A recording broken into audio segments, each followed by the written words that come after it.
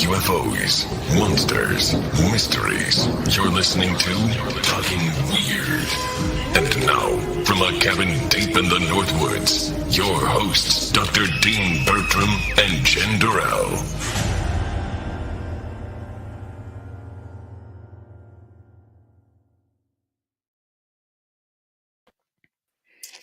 Well, hey there, baby.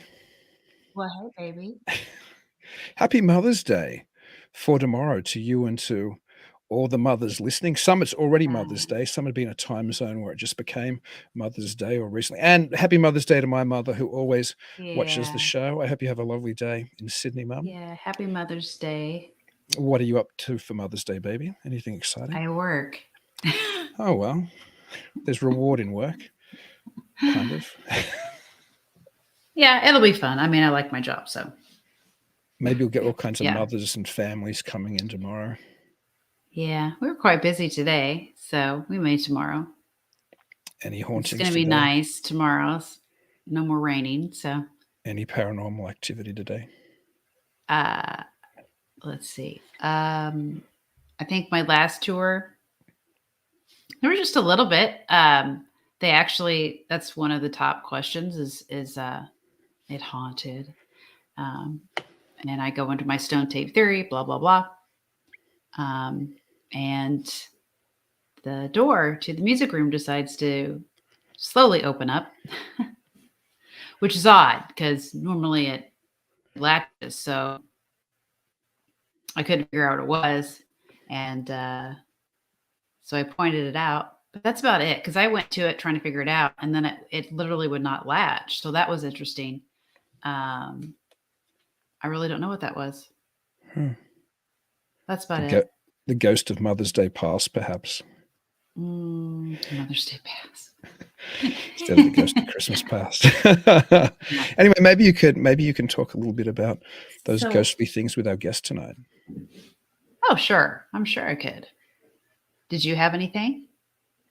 What paranormal happenings to me? No, I mean like today, like anything. I got this kind of colds dropped on me, so I'm going to have to ride the mute button on my microphone tonight if I'm coughing or sniffling and snorting. I loaded up on decongestants and various cold and flu medicines, so hopefully I'll be able to power through okay, though. I'm feeling good. Yeah. So that's the main thing. The modern miracle of over-the-counter pharmaceuticals. Yes. The wonder drugs, hopefully. Mm-hmm. Yeah. Mm-hmm. But that's it. Nothing exciting. So, okay. Well, I guess we can just go ahead and start our little intro and get our guest on. Fantastic. So tonight's guest is a master numerologist with over 30 years of experience.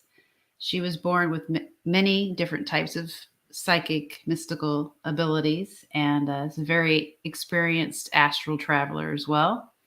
She is also able to connect with past lives and she seeks guidance from the spirit world.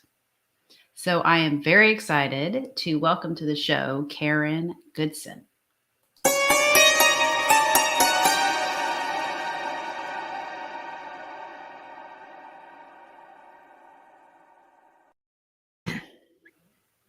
Welcome, Karen. Hi, Karen.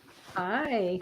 How are you doing tonight? I'm doing excellent. This is a great time zone for me because I'm a night owl. So perfect. Yeah. I'm at my best. That's good. That's good. So let's talk about numerology first. So I first met you at one of the KC Spirit Fest, I think. Yes. And I had you run some numbers for me, which I found very, very interesting. So do you want to kind of explain, I guess, what is it, life path? There's different number sets with the birth date. There is indeed. There's probably about 10 different kinds of numerology, and I practice what's called the Pythagorean method. And in that we look at the language of the universe is numbers. I mean, numbers are tone, numbers are music, and it's everything. I mean, there's nothing that's not numbers. Okay. So what I look at, what I consider it, when I tell people I'm doing a reading, it's kind of like I have this mental Rubik's Cube and I'm twisting and turning your name and your numbers. But I feel like before we come into this incarnation, we sit around with our soul family and we have this conversation, and we're asked, okay, Jen, this time when you come back, what do you want for your soul's growth? And then based on what you speak, your soul family says, I love you, I bless you, and I'll show up for you as your mother, your father, your sister, your brother, your lover, or your tormentor to help you achieve that which you spoke you want for your soul's growth. And then boom, silence is broken by the sound of a baby crying that first tone, and in you step to your contract, your soul contract. So when I look at a person's birth path, and that's your month, your day, and your year reduced to a single number, unless it's a master number that shows up like in Dean's chart, where there's double digits that are the same, an 11, a 22, a 33, etc. Then that little tiny piece there tells me a whole lot about somebody. Okay. That's pretty cool. But there's also like what was it? There was I'm trying to look at my notes that you gave me. When I'm doing a chart, I look at your full name at birth, even if it just says baby boy or baby girl, because that's the energy when you first entered, okay, that was given. And then any name change after that, I call it an overlay. And so I look at it depending on how long they've had that overlay name or that changed name. But I look at your heart's number, your heart's desire, your personality, your destiny, karmic debt, karmic lessons, your personal year energy cycle that you're going through, all based on the numbers. Yeah. Yeah. So do you want to explain a little bit about karmic debt? Because I had never heard of that before. So when you started telling me that, I was quite shocked. Sure. Well, Dean does not have any, and nor do you. Let me look at yours in your charts. But there's 5 karmic debts, 13, 14, 16, 19, and 10. 10 being a good karmic debt that you do have in your chart, Miss Jen. So let's talk about the good one first. The good karmic debt that Jen has as a birth path and her destiny number, so she's a double whammy, is called the 10-1. It's called the Wheel of Fortune. And the interesting thing about the Wheel of Fortune, ones are so driven. Think of an Aries kind of energy, like Dean is. It's that go, go, go, make decisions, get out of my way. Do you need any help, Jen? Nope, I got this. I got it. It's okay. I got it. Go, go, go, go. The Wheel of Fortune says the universe is here to provide for you. Jen, all you got to do is ask, which is the hardest thing in the world for a 1 to do, is ask for help. So, after the age of 40, a 1 definitely has to learn how to shift into what I call teacher mode, to where you learn to be a gracious receiver. When people say, hey, Jen, is there something I can help you with? That you learn to say yes. Even though they're going to screw it up, they're not going to do it the same way. But what it does is it gives you an opportunity to sit down with them and have that conversation. And you say, hey, Karen, thanks for the help, but that didn't work, did it? I said, no, it didn't work. Okay, what didn't work? Well, I should have done da-da-da-da-da. Okay, go do that. What you're doing is you're teaching them not to take their brain off, because you always have the answers, and they have to think for themselves. And it shifts you to a place. What I coach ones on is 2 life lessons. First one is make a plan, which you already do. Make a plan, but let go of attachment to things going as planned. In other words, trust that universe. And number 2, most important, when are you going to stop doing and start being? Big lessons for ones. Yeah.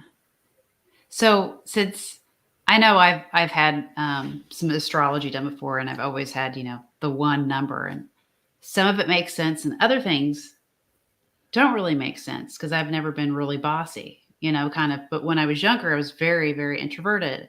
But it does make sense that when you get older, you kind of own the 1, because then you're more comfortable with yourself. So that does make sense. Ones, when they're younger, are usually very introverted. And even though it's like they sit there and almost want to explode, because things aren't happening the way they want them to happen, but don't necessarily feel comfortable going forward to the boss and saying, hey, have you thought about doing it this way? So they hold their tongue, they hold their tongue. And a lot of times they're disgruntled or not happy in their jobs because they're not being heard or seen. And, you know, it takes some amazing things. I was an extreme introvert. I mean, you put me on a camera or in front of people when I was, you know, in my 30s, even early 40s, I would pass out on the stage, right? I would just black right out. And just, I had a shift that happened with really getting in touch with my numbers and who I am that helped me transition past that. So what type of process was that for you to practice? Practice. It started with, you know, well, honestly, you want to hear the funny story. Okay. So, extreme introvert, right? I was in a horrible marriage at the time, drove to a Unity. I'd never even heard of a Unity. You know, I'm like, all right, Spirit, where do you want me? Because it was pouring rain. I'd had a terrible fight. I was a horrible marriage. And so I go in the next day to sit in the back of this place I'd never even heard of. And the lady that spoke told her story. And here she had been, you know, she was a Quaker, but she'd been molested and abused and an alcoholic and a drug addict. And yet she transformed her life. I thought, well, crap, if she can do it, so can I, right? So I started going, but staying in the back of the room. Well, one day when we were doing breakout groups, she said, Karen, here, you facilitate this group. I'm like, what? You facilitate this group. I had to speak out loud in front of the group. I had to pray them in. I'd never prayed out loud in my life. So yeah, it was kind of like a push, you know, Spirit goes, here you go. And I'm like, oh man. So yeah. So I still have in some of the psychic fairs, there's a lot of people that are doing readings that are some of the students that I had back in the day that say I'm really from those days. So I was growing up as they were. Oh, wow. That's neat. Yeah.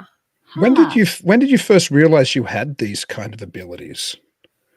When I popped in my baby body as a baby. I remember popping into my body as a baby. I mean, I've been a metaphysician, I consider my whole life, but I thought I was crazy basically until I was about 13.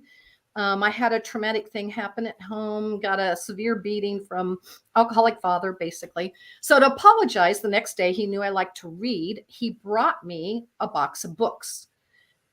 And in there were some amazing books. One of them in particular was Zolar's book of Ancient and Forbidden Knowledge. And when I opened it up, I just started crying because I'm going, oh my God, there is people that have to know this stuff to write it down, and other people like me that have read it. Everything that was in the book, I already knew about. I'd already had experiences with the 7 planes and the Michael and Gabriel and the angels and out of body and all these things. Now I was in a book. I'm like, I'm not crazy, right? So I really, really started more in-depth work probably about the age of 13. So but when you were younger, though, you had experiences. Walking through the forest. Yeah, I see spirits all the time. So I would hang out. There was a cemetery close to us that had tombstones from the 1800s. And there was this Victorian lady I was just enthralled with, Annabelle. And so I would go to Annabelle's or the Colonel. His was the biggest tomb in this family cemetery. And so I would sit there. I would just go and talk to them. I would go play in the woods with Indians and pilgrim children and get lost and follow the dogs or whatever I was following until I'd be, who knows, so far away from home that I'd have to go to some neighbor's house, knock on the door in the middle of the night and have them call my daddy to come pick me up because I didn't know how to get home because I'd kind of wandered and played with the spirits and kind of hung all day.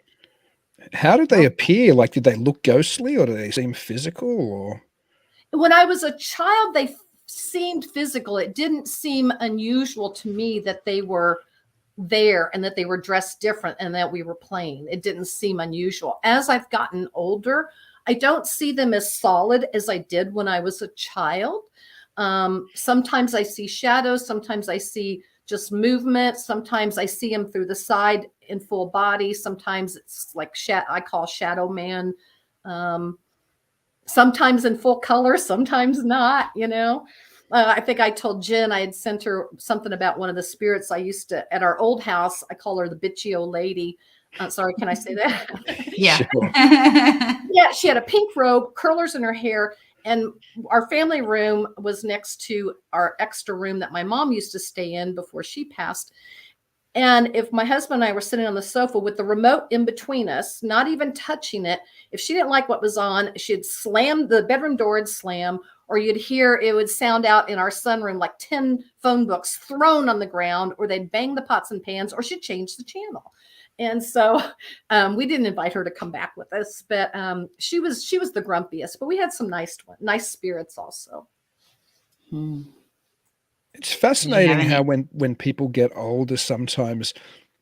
Now you kept that contact with this other realm, but it seems like lots of children might have more of a doorway into those experiences. And it seems with you, you were just in there in a much stronger capacity, and then it didn't go away altogether like it most might for a lot of us. It just kind of faded. Do you think there's a reason for that change in people?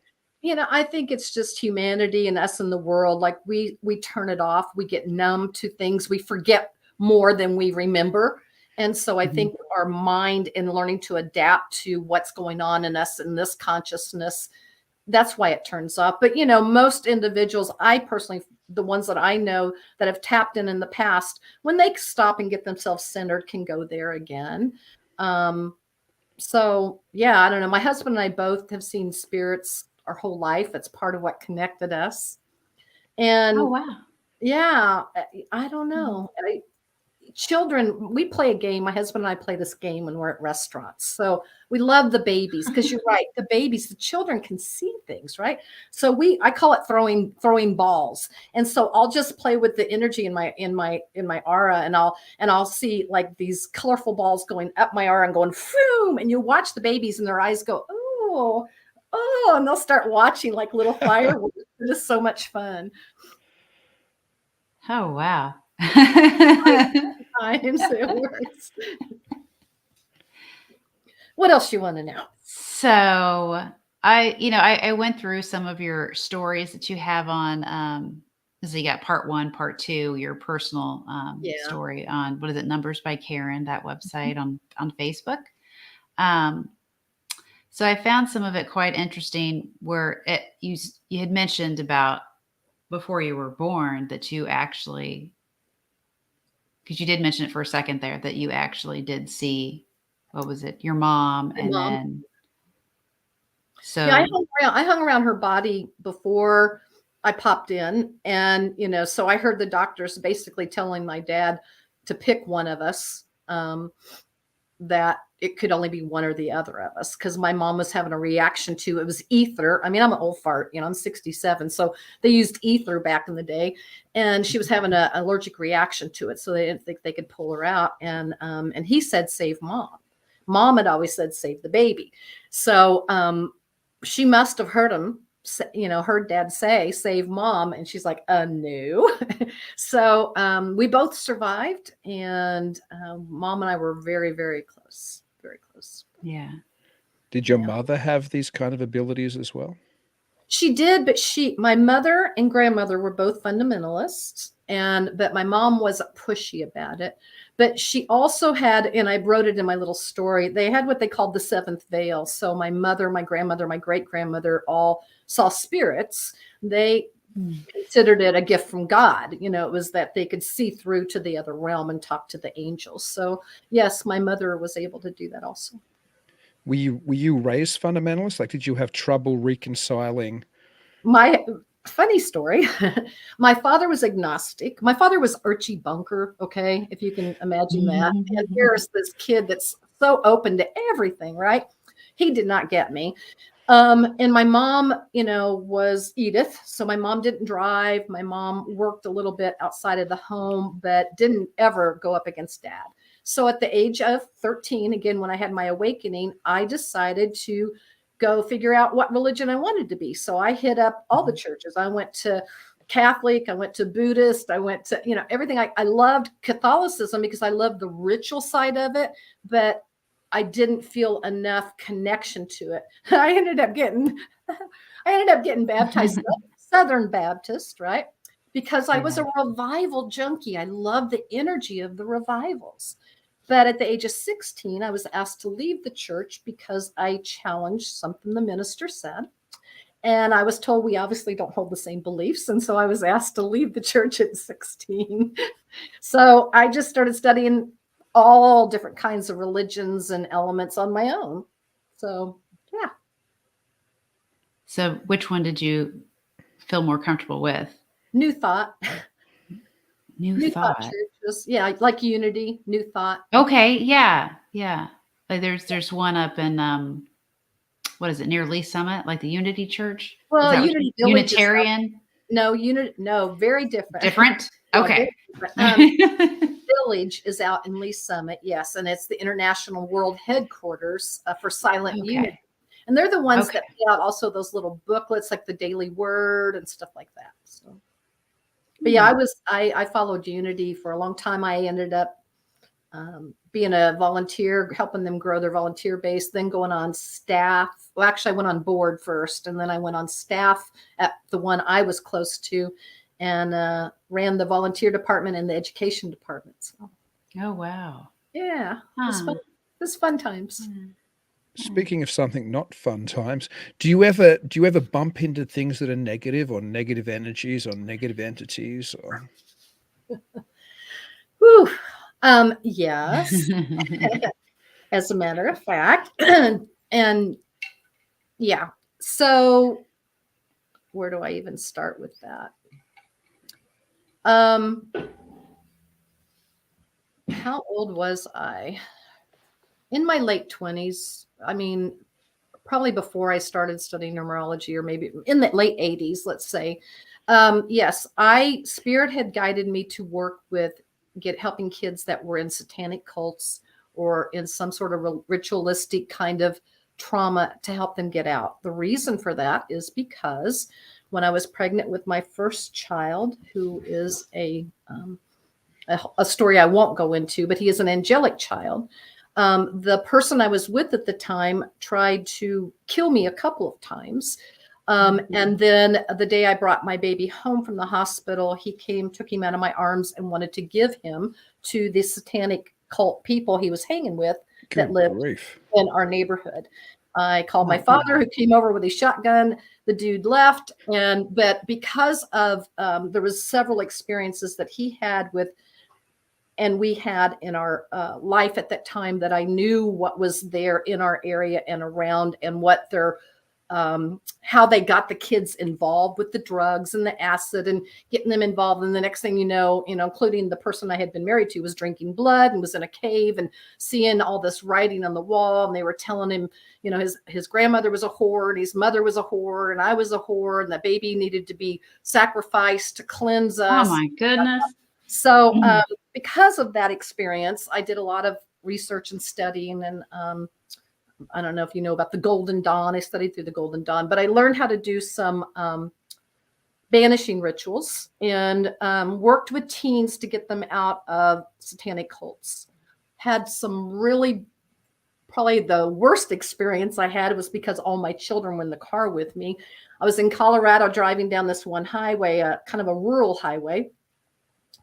And I had my infant, who was less than 8 months old, and my 3 other kids all in the car, all under the age of 14, and had been working solid with this one boy, try to get him unlatched from this group and have them let go of him.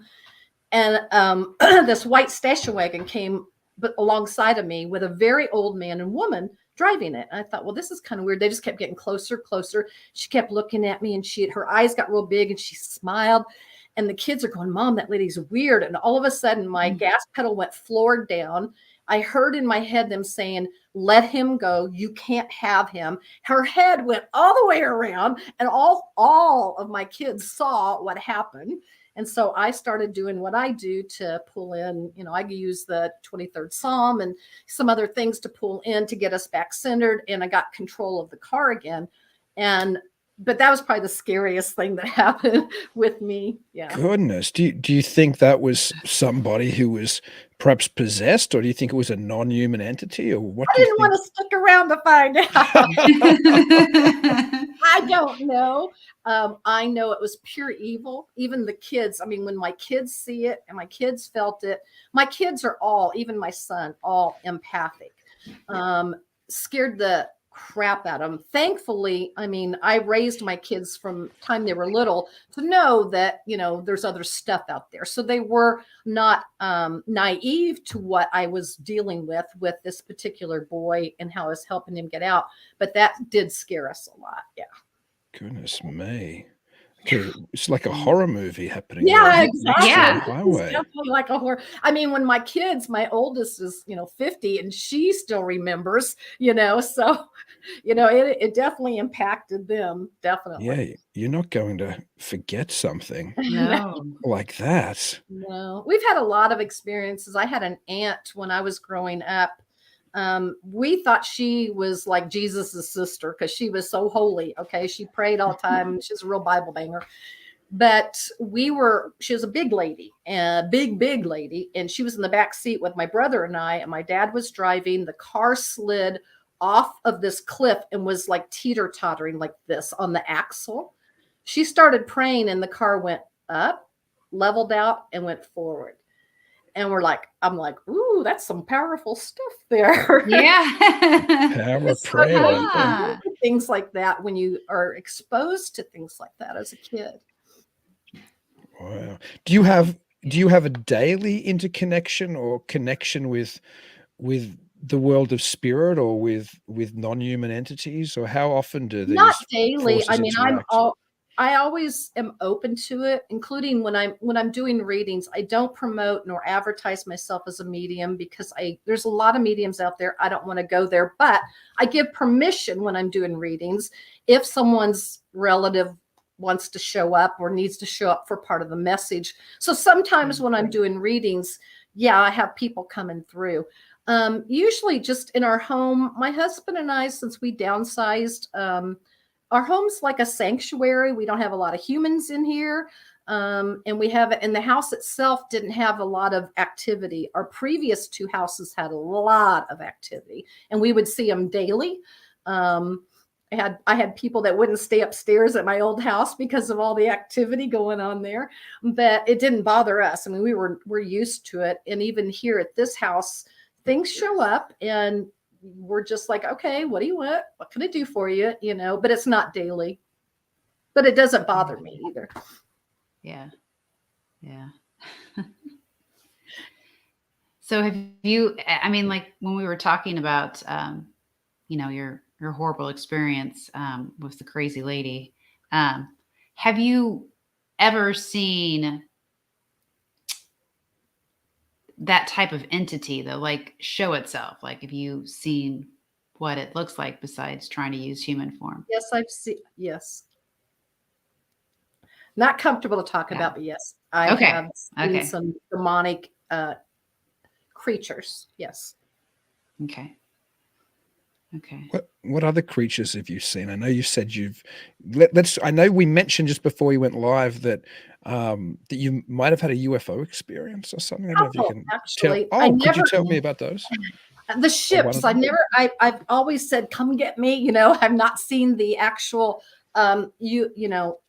alien, but I've seen the ships. The first one, let's see. Probably the first one was when I was in Puerto Rico, and we would go hang out at the beach a lot of bonfires, and a lot of this is the 70s, so other substances that we would enjoy. But in this particular night, I was sitting watching the sky and the water, just relaxing while everybody was around the fire, and I saw two up in the sky, like they were watching us, like they would come close and then leave. Move in a strange way and then leave. But the one that was most memorable for me, I lived in a hippie commune, back in the day. So there were several of us that lived in this house, and they had this humongous picture window that faced the lake. And so I'm sitting on the sofa with a couple of the guys, and I'm turned sideways, and we're just talking. And I'm with it. We're not totally out of it or drunk or stoned or nothing. We're just talking. And all of a sudden, over the lake, okay, this light we hear nothing. And this light came straight at our window, stopped, and then went straight up. And I looked at Tracy, who was the guy I was talking to. I said, let's go. He had an MG. He had his little sports car. We hopped in that and we followed it, and it would stop and it would let us follow. It went low. It went low enough that we could see like a shape, because it was the more the triangular, not the triangular, the oval shape, and we could see the shape, and it would go, and then it would stop, and then it would go, and it would change its color lights, and then it would stop, and we just kept following. We kept saying, "Hey, we want to go," or yelling, "Take us with you!" And then at some point, it just stopped and it went straight up and just disappeared. But we followed it for a long time. And it led us, so it was pretty cool. Did you have any feeling through your type of spiritual intuition, for lack of a better term, of what it was? Like, did you feel it was extraterrestrial, or did you feel it could have? Okay. Absolutely, yeah. My husband, now he won't come in and talk to you, but my husband had a really interesting UFO experience where he was taken out of body, taken to a ship, and shown this room of, he calls it like this room of lights, where there was all these like scrolls, and they told him, like, if he touched one of them, it was like, it told him everything about that human, where they were on the planet, and everything about them forever since they've existed. And it showed him, they've showed him that. They got surprised when he popped into, because he used to go out of body a lot too. When he popped into their ship, they're like, "You're not supposed to be here," So he's had some cool experiences too. Did he remember what they looked like? Like, did he tell you what their appearance was? I've never asked him that. I always want to know what's in the room, what's the ship look like, where I'm always asking in front of you, because for me, like when I connect with, whether it's living or, not on this physical plane, I really feel like, we're in this multidimensional reality. So past, present, future, and that we can slip and slide through the different levels. So when I feel their resonance, like I can feel them and hear them, it doesn't matter what this looks like, if that makes any sense. Right. I can feel the essence of who they are. And so far I've been blessed that any experiences I've had have felt good, have felt of a higher vibration, not anything wishing me harm or the planet harm. My husband and I personally, I don't know what you call it, not really hollow earth, but we do feel that there's beings from, that we're starseed. I mean, we are not, I don't know, we definitely are not from here, but that there is somebody watching over this particular planet. So when in the humanness, we do anything stupid, they're going to stop us. So I feel comfortable knowing and trusting that energy is surrounding us. Yeah. So I do know a lot of people, when you talk about, since those are, some people might consider them like, of course, a higher being, higher self, kind of, I guess it just depends on who you talk to. But some people might consider them more angelic on that level. Is that something? The UFO, the aliens? Yes. Like the beings. The angels are a different species than humans and than aliens. They're not, they've never, people say my grandma's an angel. That's great.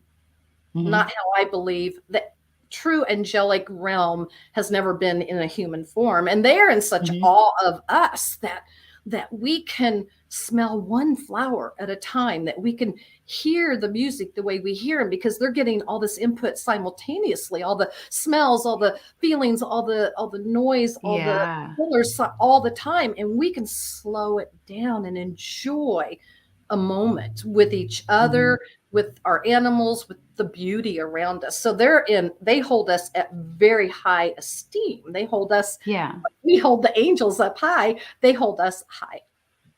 Yeah. But I don't feel, I feel that the aliens, and I feel there's multiple races of aliens, and that they are, they all have their own different energy about them. Yeah. So, do you believe in the whole 9 choirs of angels? Or, I mean, I know you've had experience with angels, so just kind of curious. Tell me more. I haven't, that's not a term I'm familiar with. There's supposed to be like different levels.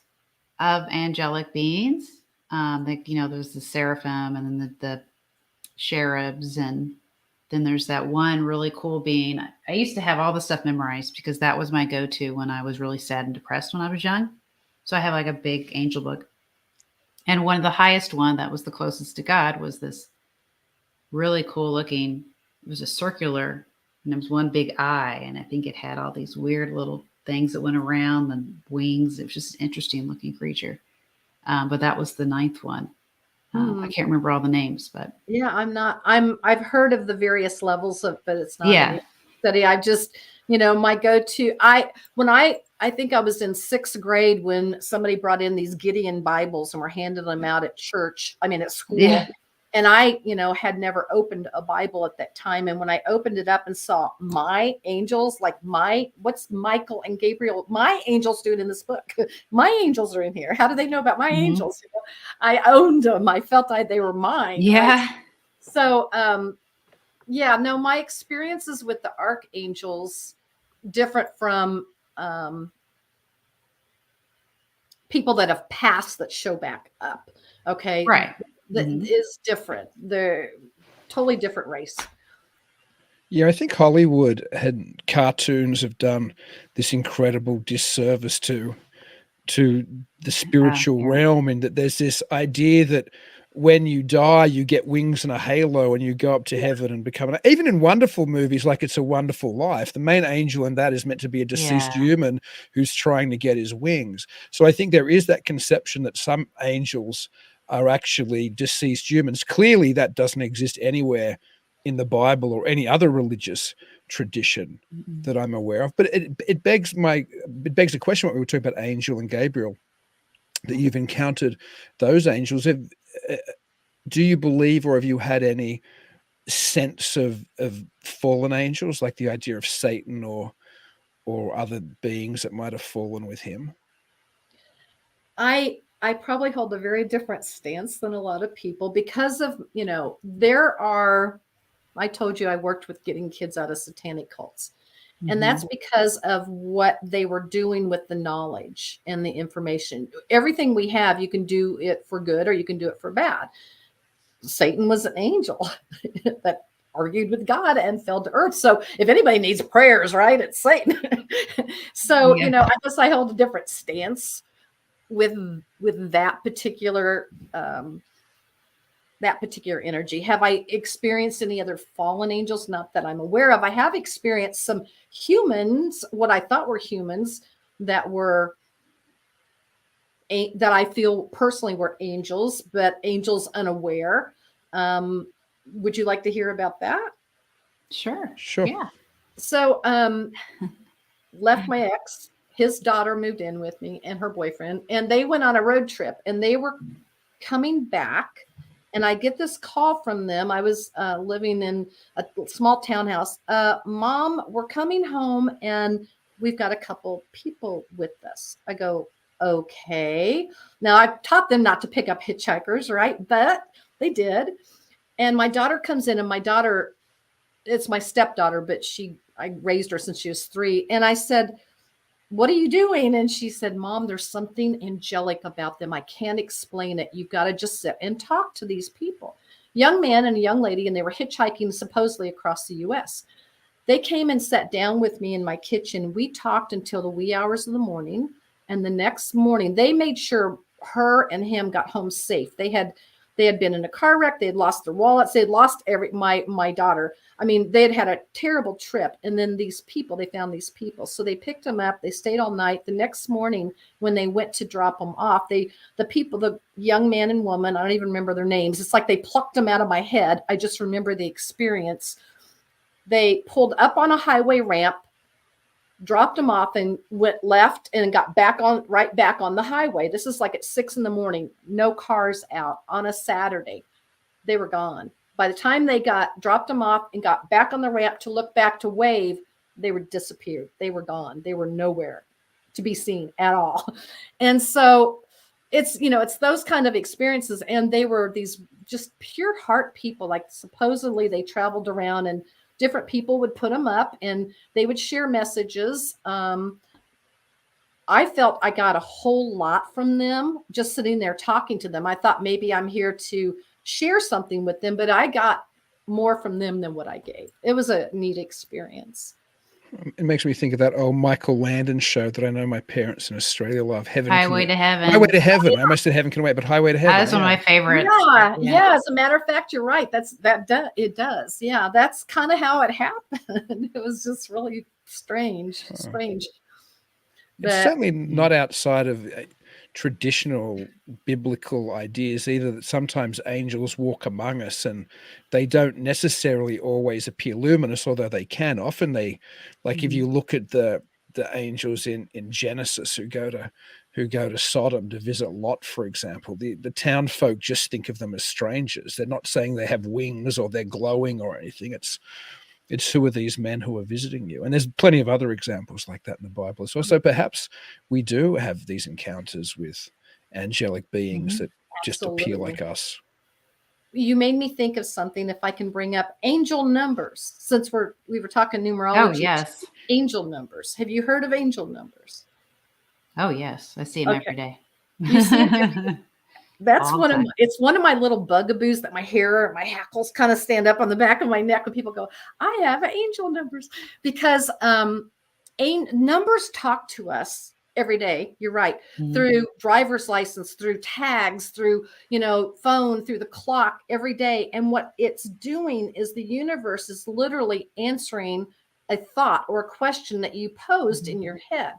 And the universe doesn't always have happy, happy, sunshine, flowery messages like you see on angel messages. So I call that the bubblegum wrapper. Okay. Because that's not how the universe talks to you. The universe will say, you see something like 1, 2, 3 on a license plate a couple times during the day. The universe is saying, girl, make a decision. It's about your relationship. And you need to communicate it because this is going to affect your family. I mean, they're hard ass. They are not all bubblegum, soft, fluffy, right? They speak it how it is.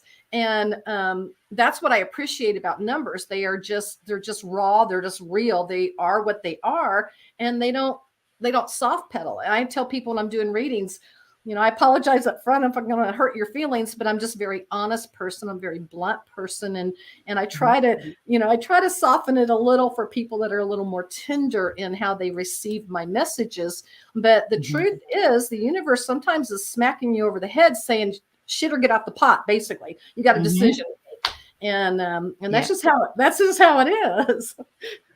Do you have thoughts about the number 23? I know that William S. Burroughs popularized it, I think, initially when he had a conversation with, I think, a riverboat captain or something, who said, I've been captain for 23 years today, and his ship sunk.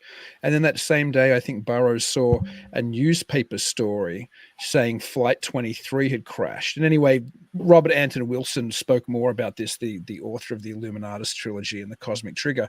And of course, that Jim Carrey movie 23 was made, which was kind of silly. But I've heard multiple times that the number 23 has some special kind of cosmic significance, or that it's an agent of chaos. You being an expert in numerology, does the number 23 have something special about it, or besides my day of birth? There you go. My mother's too, which is actually weird. This, the most sacred number, and looking at quantum physics and looking at sacred, numerology and stuff, is 144, and that actually is also my numbers. I'm 1 and my destiny is 44. So I resonate truly with those kind of numbers. Yes, the 23 does. I mean, looking at it as a numerologist, yes, it is 5. 2, 3 is 5, which is chaos, which is change, which is movement. The 2 is about relationships. The 3 is about communicating. And so it is some message trying to be communicated, and it's going to happen through change. Whether you receive that change or you resist it, change is still going to happen. And so the 23 seems to kind of be more pushy about how it makes those changes happen. It's interesting that you're a numerologist. And I would think in theory that anybody would be able to read the numbers, but I suspect there must be some kind of intuitive level as well. How does that play into it when you're doing a reading? Ooh. I don't know how to turn it off. So I guess it's always on. I guess the hardest part for me, like I have a lot of people stepping forward and wanting me to intern them. And I've said yes to a couple. I've got another one I'm interviewing next week that I'm going to see if she can intern with me. When I'm working with individuals to teach them about numerology, the first thing we start with is the very basics. What does this one mean? What does it mean when it's a birth path? Does it mean something different when it's in your heart number? Does it mean something different if it's destiny or if it's not in your chart at all? And we break it down. And I know, it's like people want to know it all right now. And they want to know, they think if they read one numerology book, matter of fact, I do have I'll show you. This is one of my favorite. I tell newbies, honestly, this is a really good idiot's guide, honestly, because the two that wrote it actually have this spiritual side, and they do deep dive into a lot of stuff that a lot of the basic numerology books don't. But people think if they read what a 1 is all the way up to a 9, then they're numerologists. And so I tell them, okay, do my chart. And then they go, ooh, I guess I don't know so much. Where the intuitive side fits in is what I call my mental Rubik's Cube, because I start feeling like I know the energy of I can usually meet someone and go, oh, they're a 5 or they're a 7. I can feel the number strong in their chart because it resonates. Like listening to rock and roll or listening to classical, you can say that's classical, or hey, that's the Beatles, because you know the music. I'm that familiar with the tones. And so when I start layering them, that's what I call it, with my mental Rubik's Cube, and seeing where they fit or where they conflict is where the intuitive side comes in, and then what do we do about it? Like Jen's got some conflicting numbers in her chart, she's got some that are very direct, and she's got some that are like, screw it, I want to go have a glass of wine, I don't want to worry about this, right? So you've got some the devil angel, yes no kind of that push. Dean does too. Dean's got some very solid practical. He's got the numbers of the skeptic, the natural bullshit meter. Don't lie to that because he will know. He'll feel it coming, but he's got these other softer numbers that he hides, So he's like a Tootsie Roll. But you're a Tootsie Pop. Got these hard exterior, but the soft interior. And so it's just a part of how, I don't know, it's kind of like when you're cooking and you intuitively, you don't use a recipe and you kind of know what to put where and where it goes. It's kind of, for me, what numerology has evolved to. But it wasn't always that way. I know you read my story, but I don't know if Dean has. So may I tell you how I got into numerology? Of course. So when I was in my late 20s, I got very sick, and I would have migraines like 7 days out of the week, 5 days out of the week. I would black out. I had vertigo. I lost weight. I got down to about 100 pounds. I was sick constantly. And after about a year of tests, they basically told me, go home, get your house in order, because we think you got a brain tumor. This is before the fancy machines they have with the CAT scans and stuff now. We think you have a brain tumor in between the hard inner bones in your ear. We can't get to it. Get your house in order. And I was like, oh, wow. So I went through, I started losing my memory with all the stuff that was going on and the meds they had me on. Went into a cycle of depression where, do I even want to be here anymore? And then I had a moment of clarity, and God and I had a long talk.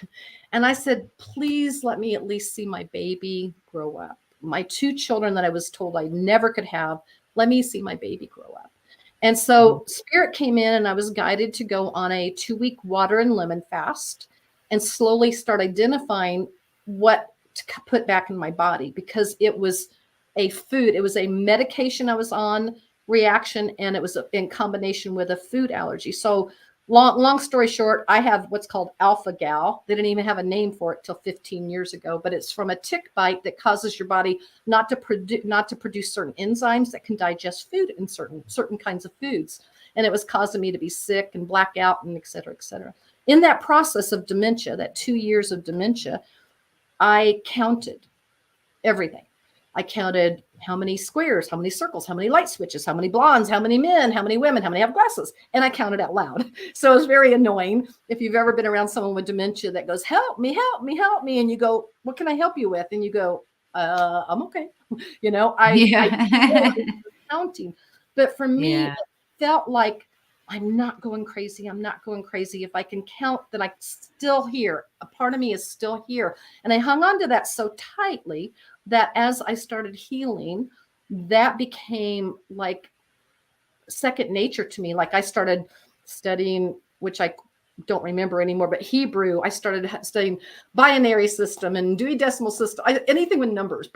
It's like all of a sudden my computer was activated and it made sense.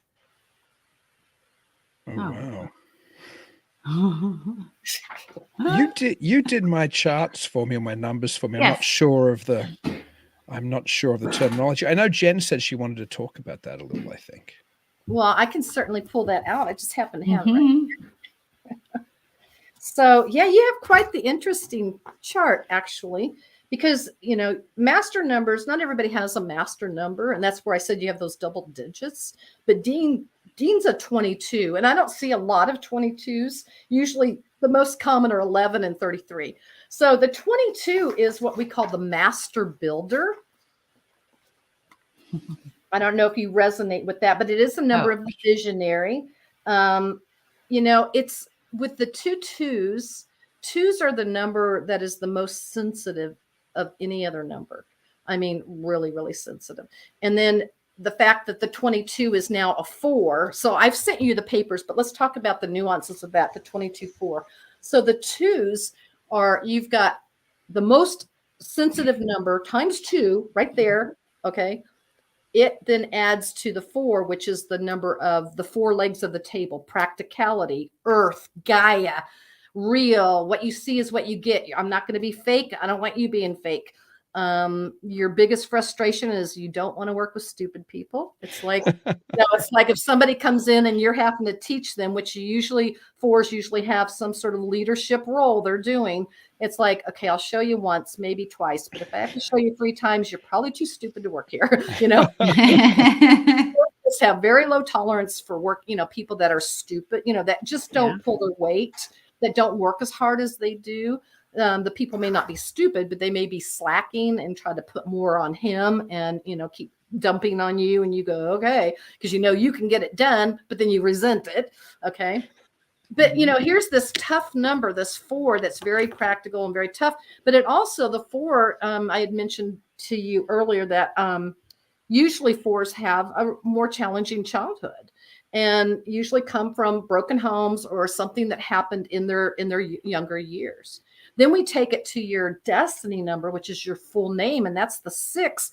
And your 6 is, I call it the number of the goddess, but it is about beauty and wanting the right textures and the right foods and the right clothing and the right smells and the right things around you in your environment. Your sanctuary is really important to you. Family is really important to you. You love to give advice. Oh, 6s love to give advice. You just kind of take it personally when they don't listen. 6s are smart. You know, you've got 2 numbers that are excellent at, you know, at just at the 4 level before we get into the 22 and the 6. Those 2 numbers both are good at the, what do I want to call it? Operations management, the behind the scenes, figuring problems out and helping people behind the scenes. And then you add that 22, which says, I'm not staying behind the scenes anymore. I'm a master number. I'm going to have action. And it's really about putting your message out there, but balancing spirituality with material. That's the key for that 44, that 22-4. So any master number that shows up in a chart, sometimes people get ego about it, like especially the 11s can get, because master numbers can become famous. But if it becomes about ego, like, look at me, look at what all I've done, and you have a master number, if you become about ego instead about what you can teach the world, because you were brought in to use that experience to teach other people, if it becomes about ego, then the rug gets pulled out from under you, and then you get to stay a 4 all the time instead of a 20, you know, the 22. And that's not a happy place when you have a master number. You know, when you're not living up to, when you have all this ability, it's like being, you know, somebody that's, you know, this Rembrandt, but they go, I don't want to pick up the brush anymore. And so they're not happy, but they have all this inside of them. You have all this inside of you. No, listen, I'll be honest. I did read the charts beforehand, and I thought it was very good. I'm skeptical when it comes to all kinds of fortune telling, or, to be honest. It's not that I'm not interested in. I'm clearly interested in anything which is, not the day-to-day mundane reality that we're all boxed in. But your chart was it. I actually was impressed. I thought it was incredible. What Jen sent me, I thought was incredibly accurate. Oh, thank I was, you. yeah, I And really that was just a quickie. Without having experienced your energy, it was just a quickie based on what I know of, what I know of you. It's just a really quick, short read, but good. I'm glad you resonated with that. Yeah, I do. Yeah, I've never had my numbers read by a professional numerologist before, so it was quite startling, to be honest. Yeah. There's not a lot of us around, and you actually have two numbers that are skeptics in your chart. Yeah, the 4 is what I call the bullshit meter. You have a personality number of the 7, which is the number of the mystic, and that's the natural lie detector. A 7 is a natural lie detector. So, are you two in a relationship? Sorry. Yeah. Okay. So, so for your numbers, honestly, long distance relationship for both of you are probably better. Because the love language, you've got a complicated love language, Dean, because you've got this 4, which is very practical, doesn't like a lot of PDA, public displays of affection. But yeah, you've got the 6 in your chart, which is really about home and family and wanting nice gifts and wanting the appreciation and wanting to hear, I love you and you're wonderful. Okay. Yeah. Those kind of are torn. And then you've got this powerful 1 over here, and her love language, and I'm speaking from experience as a 1, our love language is, look how hard I'm working for us. I'm doing the show and I'm doing this and I'm doing that. And it's action. It's not about, oh, I better slow down and stop and say, hey, honey, thank you for making dinner. That was really nice. I get busy. We get busy, and our love language is about action in taking care of a roof over our head and making sure things are taken care of, and not necessarily bringing the flowers and the pretty words. So yeah, the language is a little different. So long distance is good. Oh, okay. That's good news. So when you first met your current husband, did you run his numbers first before you were comfortable to be with him? Or? My husband would tell you I cast a spell for him. And I guess in a way, I guess you could call it that, but for me it was not. It was my guides told me what to do. But so I got to tell you about that because it was funny. But and I actually wrote a little blurb on my page. I call it the pink bubble. So yeah, my guides told me, when I was a workaholic. I mean, I was a single mom, got rid of a couple of them that I didn't need in my life anymore. Right? I was going gangbusters. Mom moved in, taking care of a sick mom, and what she have to do. Honey, are you ever going to have another person in your life before I die? Oh, crap, Mom. Right. So, so I thought, okay, all right. So I talked to my guides, talked to myself. Am I ready to call this relationship in? And so they guided me on this process. I call it the pink bubble, to where I put in this big energy pink bubble. I open my heart through a process, this meditation, and I guide people on it sometimes. I do it with other individuals sometimes. But anyway, guided me to put a pink bubble in front of my heart, call in all the things that I desired in a relationship. I love how he listens to me. We have this in common, yada, yada, all the things I love. And the key was pulling that into my heart and saying, Spirit, this is what I desire in a relationship. And this is what I commit to being. That's the kicker. You have to commit to being that. Lit my pink candle, forgot about it. 7 days later, who shows up but the man? When my mom asked me, is there anybody you're interested in? I go, well, there's this guy I've seen once in a while at church, but he's in the back of the room or in the meditation room, or he's with a woman. I don't even know if he's single. What happens? Boom. So he showed up. I was speaking to the singles group, came in. They wanted me to speak that night. He comes in late, sits down, and I'm like, all right, he's single, right? So pouring rain. It was October 7th. It was pouring rain. I have on this light colored outfit, light colored hose.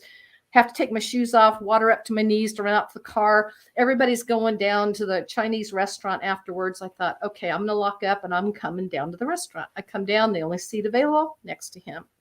So anyway, we finally hooked up and started going out and been together ever since. 20, we've been married 22 years. Oh, wow. Oh, Congratulations. wow. Thank Yeah. He's pretty amazing. My, I'm lucky. So what else you want to know? my goodness. I'm actually curious about your astral projection because you do talk about that quite often. So I don't do it anymore. Mhm. I don't control it anymore. Let's say it that way. Okay. I do it. I don't control it anymore. In my youth, up until late 20s, up until right before I got sick, I practiced astral projection a lot before I even knew what it was called. I was out of body all the time. I was on other planets. I was going here. I was going there. When I put in my story that I had written to this mystery school that I had heard about, begging them to please take me as a student because I was having all these experiences with the angels and being out of body and not knowing exactly where to go or what to do. And they turned me down because I was too young. Kept moving, kept practicing my astral projection. About 2 years later, I had 2 guides start popping in and taking me out of my body at night, every night. And they would take me to all these various places and they'd say, what do you see? I'd have to identify what I saw. Did I see black spots? Because that's how it shows up for me is I would see their energy field. I would see where there was blocked energy or black spots. Sometimes they would have me remove the black spots. Other times they would just have me identify what kind of a illness it was. And then they'd pop me over to somebody else. And I did that for, I don't know, I want to say 3 to 5 years. And I was like, I remarried. I was married to my second husband. Had a young son. I was so exhausted. I'm like, please don't take me out of my body. I'm hanging on to him for dear life. Please don't take me out of my body. You know, and until they graduated me, they finally sent me through this process to where I remember I felt like those cartoons where there's this big light and you can see people standing, but you can't see them. And it was like they'd ask me something, I'd hear myself answer. This one had asked me something, I'd hear myself answer. And this went on for quite a while. And then it got quiet. And I heard one of them say, she passes. Your name is, and they gave me my soul name. And so now it's like, yes, I can when I work on it. Sometimes I do it when I don't work on it, but it's not something I do all the time anymore. Huh. So I found that interesting where you said that your guides would take you places and ask you what you saw. I've had dreams like that. I don't know how many times, but one of them that's always stuck with me was when I was taken out of a chaotic dream, crazy dream. And the next thing I know, somebody's guiding me through something and I go in, actually it's like theater curtains. It opens up and then you go through and literally, to me, it felt like I was on the other side because it was beautiful light. And it took me back to a scene of my grandparents' house. And I'm still kind of, because in the dream before I was drunk. So I'm still kind of whoopee, from that. And so I'm still trying to come out of that and they kept saying, do you recognize this? Who is this? Just a lot of, and it took me a little bit. And I recognized it, but still couldn't quite figure out what it was. And the next thing I know, there's my grandfather walking out of his workshop past, because it was like it was a covered garage. And he looks at me and he just waves really big and telepathically lets me know that he's fine. And the only reason why what caught it was I recognized the garage. I recognized all of it, but it didn't really until I heard him whistle, because he whistles like a bird. And I thought, oh, no. And so I did. And it was him. And the whole feeling is of euphoria. And it's just like the most beautiful feeling ever. But then automatically, then it was guiding me again. And I was going through other things. And then the guy turned into my brother, Chris, which I thought was interesting, which I know there's something with that. My soul knows it. It's written down somewhere. I used to journal all the time. I mean, I got some crazy dreams, but it's something I keep telling myself to do. It's just I'm so tired in the morning. I just don't. I feel like you would be very good at automatic writing. Have you tried your hand at that? Yeah, I have. And How's that's that usually my go-to when I do readings. Okay. Because I can visualize it. It's like a movie when I see it. Awesome. It's yeah, but I don't do enough of it. But yeah, that's pretty neat. Is that something you do too, Karen? Do you do automatic writing or? Yes, I do. And I actually, when I'm doing numerology charts, if I see someone has what I call a blocked 3, a blocked communication in their chart, I actually show them a technique that I learned from the mysteries a long time ago on how to get ourselves centered. And it's about making these loop-de-loops on paper, like sitting and getting centered, and how it opens up to release any, what I call blocked throat chakra energy with their numbers. So yeah, I have, but I had a really cool out of body experience one time with, I'll explain it. But first, have you read any of the Jane Roberts books or the Seth materials? I'm aware of them, but I haven't read them. I haven't. So I studied them a long time ago. And it was during that time, and I was going out of body, but I wasn't doing healing. I was traveling, let's just say traveling. And I went out one time and I saw, as far as you can see from left to right, like imagine like, have you ever seen driven over a bridge where one river runs into another and you can tell that they're different, like they're moving differently? Okay. This was all these colors of the rainbow. It was like they were ribbons, but they were all moving and undulating. And my guide told me, touch one and it would take me to who I am in that life. So it was all these multidimensional aspects of who I was. And here was all these ribbons shown to me. And if I touch this one, I could pop in and be in that moment, because there's past, present, past, and future past. And every decision you make, if you go this way, part of you went that way, you could tap into those realms. And that was probably one of my neatest out of the body experiences that I had. Oh, that's cool. Yeah. That's really cool. Because I have a little theory about afterlife too, that I've never probably ever explained on here. Like when you experience ghosts or whatever you want to call it, entities, I think a portion of them can still kind of stay in a location that they loved, and then the other portion can go wherever else. So sometimes when you experience a haunting, you're actually just experiencing that person's personality or portion of them. Yeah. As you mentioned, in a ribbon. Yeah, I agree. It kind of stays. Yeah. I have to agree. I've walked through, sometimes I'll walk through different lands or property and I can sense and feel. And it's like there's their memory there, like the Civil War is I'm real sensitive to it. And I walk through and I can feel them in action and not sensing me. They're still locked in that moment in the present time. And you can feel that action and that happening. Yeah. Mm-hmm. Yeah. That's cool. Very cool. Well, you were an incredible guest, Karen. I should let Jen ask one more question just in case, because I bet she has something else before I wind down. Is there anything else you had planned for Karen? Would it go down on the rabbit hole if I did that one? Why don't we just have you back on sometime? We have guests that we have, back multiple times. So let's have you back again. Mm-hmm. That'd be great. You were super interesting, and I was impressed with the numerological chart you did for me. And I didn't think I was going to be. I was like, this is going to be nonsense. I was like, okay. Yeah.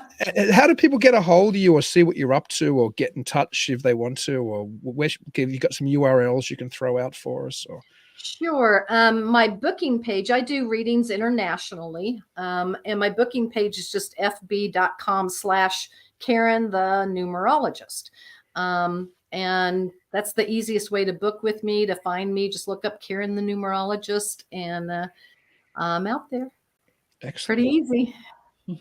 Excellent. Well, happy Mother's Day for tomorrow. You mentioned happy Mother's Day. Thank you so much. Some younger ones.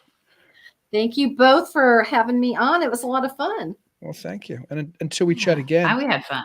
Oh, we really did. Yeah. Keep it weird.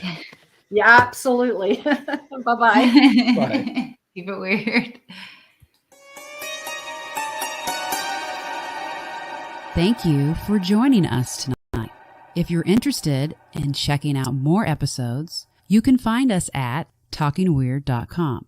If you haven't already, please like the show on Facebook, Twitter, and Instagram at Talking Weird Podcast. Make sure you never miss an episode by subscribing to Talking Weird. We're available on most podcast platforms and YouTube. And if you do enjoy the show, please leave us a review. Dean and I would really appreciate it.